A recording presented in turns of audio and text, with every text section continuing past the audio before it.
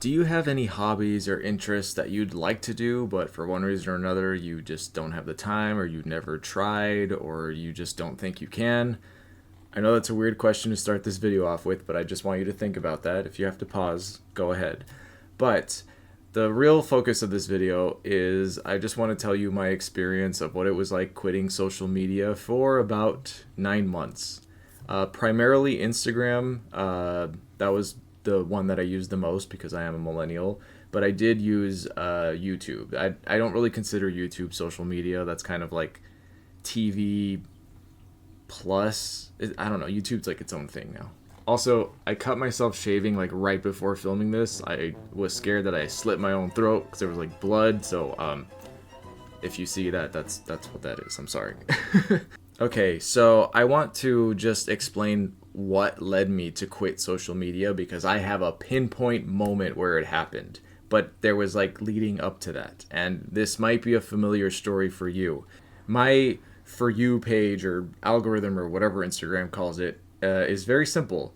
It's 90s nostalgia and 2000s nostalgia. It's cats, it's video games, and it's butts. That's all I needed. And then also like, what my friends are up to. But I don't have to tell you that now it's just nothing but ads and AI weird stuff or ads for AI weird stuff. And I don't know, like I just feel like we completely lost the point of social media because I know this is hard to remember, but there used to be a time, like during the days of MySpace, there was no like button. There was just comments and that was it. I don't know. I think the likes might have been a mistake, but anyway. So my path to leaving social media was like it was like 1,000 paper cuts and then being hit in the head with a sledgehammer. For some reason, and we're not going to get into this because I'm not going to talk about this, but as a guy who has always respected women and I've never assaulted anyone or said anything disparaging or misogynistic, for some reason all men are bad and it's completely fine to say absolutely horrible things about them online, and I don't think people understand the damage that that's doing long term, especially to little boys. That's all I'm going to say about that. And if you're like, oh, you're being dramatic or whatever, let me tell you about a comment I actually saw recently. A woman said, I'm either having a girl or having an abortion. And then all the comments under that were like, yes, queen, or like, yeah, good idea. Like, oh, she's got it figured out. And I was just like, what the fuck? So that was one thing. And then you had people talking to each other in the comments in general. Like, it's like nobody knows how to behave anymore. Everyone is so mean, so hateful, so nasty to each other, and it's just go to any comment section on anything. On Instagram, on TikTok, whatever, I guarantee you will find people fighting in the comments and saying really, really nasty things. Things that you would never say to someone's face. You know what I mean? So this was just going. And then there's another one, and this is just me being an animal lover and very sensitive to, all that stuff, which I will get into someday. But people posting like abused animals or stuff like that, or sometimes it's just these posts where I'm having my morning coffee, I'm scrolling, and then I see like something just devastating, and instantly I'm like and it ruins my morning. And it was just all these little things. I was like, I can't take it anymore. But then the post that made it all just, I was just like, nope. So this post was about 9/11. It was a video. I don't know why this was on Instagram, why it was recommended to me. It was from an account I didn't even follow, which is a whole other thing that drives me crazy. But it was firemen at Ground Zero when 9/11 was actually happening, like on 9/11.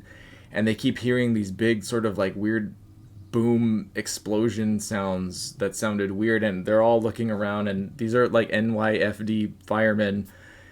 And then they realized it was the sound of people jumping from the buildings, which we remember it was horrible, whatever. But the comments, oh my God, blaming Jewish people, blaming George Bush, saying that it didn't actually even happen, it was staged. Like just it was beyond misinformation. It was just straight up like, oh my God. And I got so angry that I closed Instagram and I deleted it off my phone immediately. And I was in a rage. My hands were shaking, and the overwhelming thought in my head is, what the fuck is wrong with people? Like, I don't know. I had like a mental break, and I just put my phone down, and I didn't know what to do with myself. And that was when I was like, okay, I'm taking a break from social media. And it was supposed to be for 1 week, maybe two.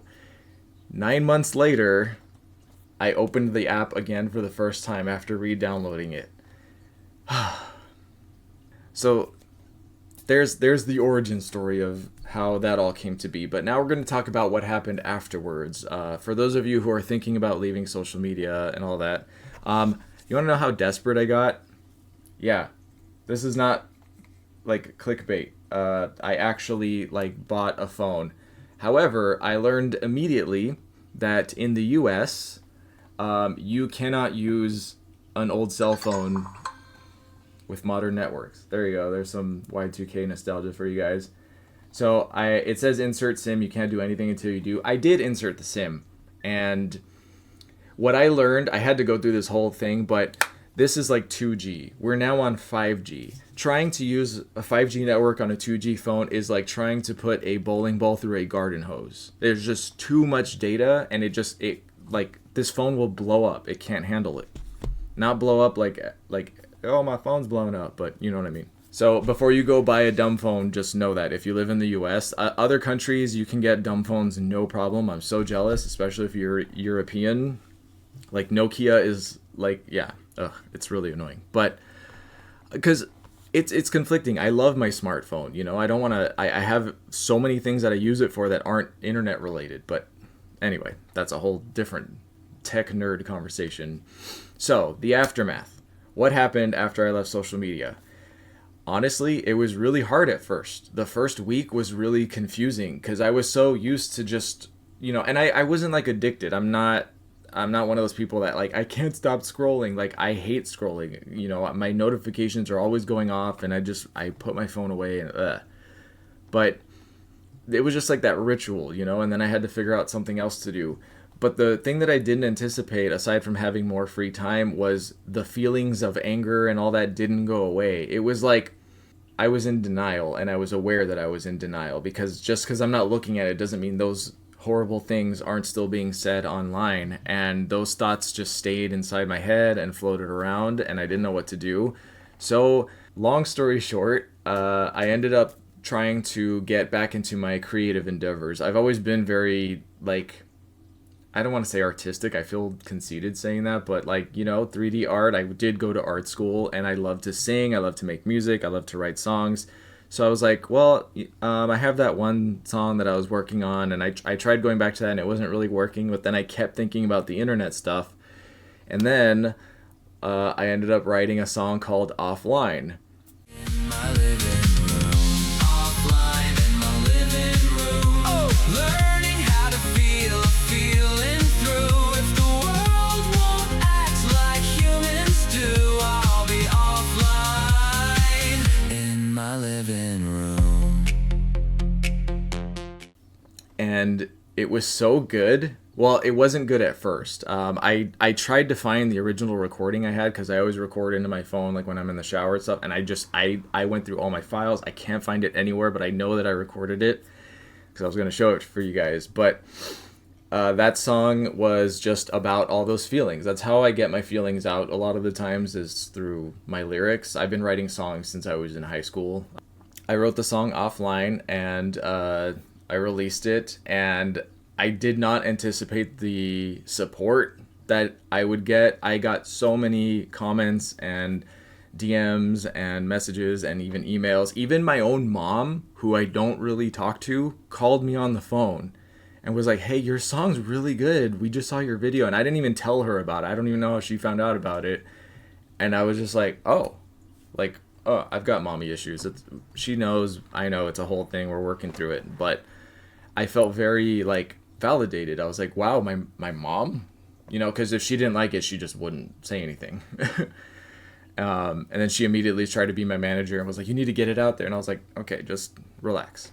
But The point that I'm trying to make is leaving social media enabled me to go back into something that I enjoyed, something creative, an outlet. And look now, I did a no budget music video because thankfully the song is actually about being in my living room. So I was like, well, I might as well film it in my living room because when am I ever going to get a chance to do that? And it actually goes with the song. This was originally going to be a behind the scenes of making the music video, but I realized I didn't record that much footage of making it because I mostly filmed by myself.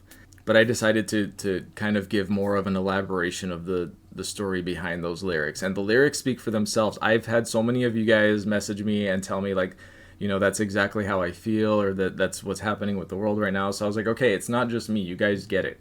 And for some of you, you used to paint when you were younger, or you used to draw, or maybe you loved learning dances or choreography. Like everybody has their thing.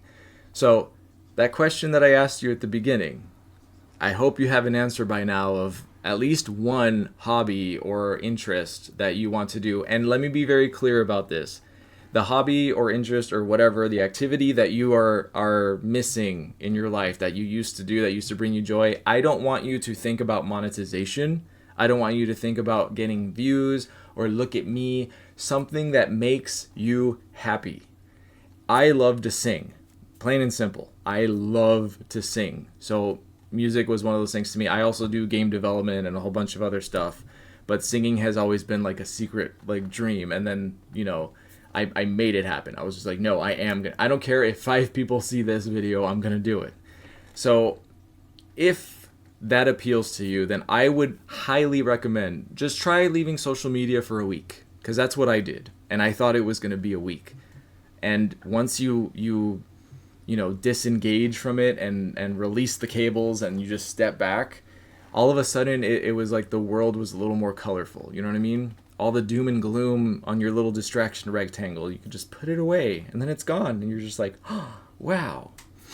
You're also going to go a little crazy because you're like, I don't know what to do with myself, especially if you're like a doom scroller where you just can't stop working.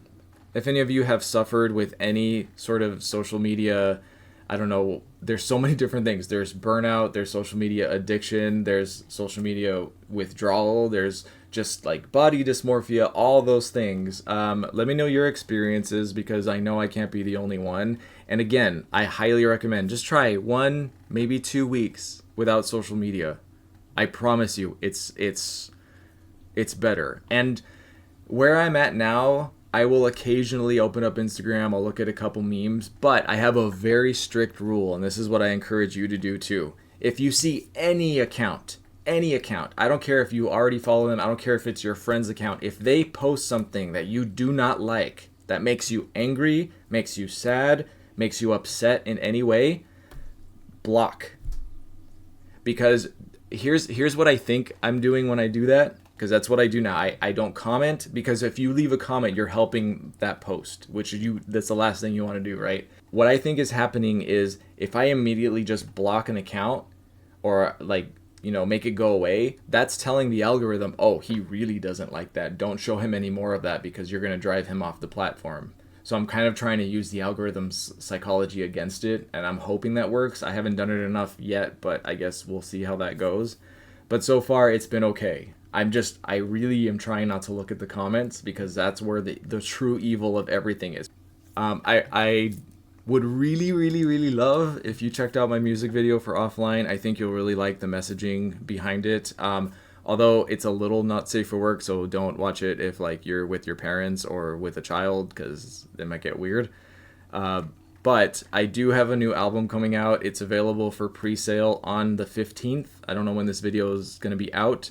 But if you pre-order it, then you get one song immediately, and that song is Mother Nature's World, which is about climate change. And I've been working on that song for like 4 years, so I'm really excited for people to hear it. I'm kind of nervous, but I hope that this encouraged some of you to try quitting social media, even if it's just for a week, and pursuing some sort of activity that brings you joy and makes you happy. If you like this video, then please hit the like button, check out my music video, and if you want to follow me on social media, the only thing I use is Instagram, and even then, like I said, I use it sparingly. So thanks for watching this video, and good luck on not slapping a bitch because social media made you do it. Have a good day. Bye.